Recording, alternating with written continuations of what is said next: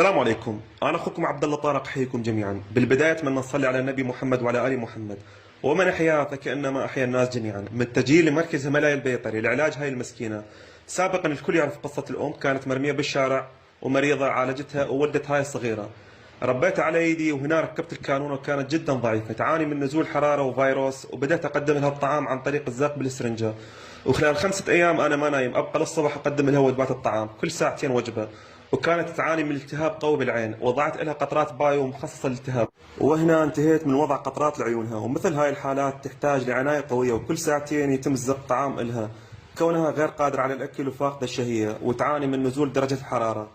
أهم فقرة لازم نعالج الحرارة. هنا الحمد لله والشكر وضعت علبة مياه حارة وعليها قطعة قماش، وبعدها وضعت القطة وعالجت حرارة جسدها، والحمد لله بعد فترة زمنية من الاهتمام والعلاج تحسنت حالتها. ادعوا لها بالشفاء الكامل، ويا ربي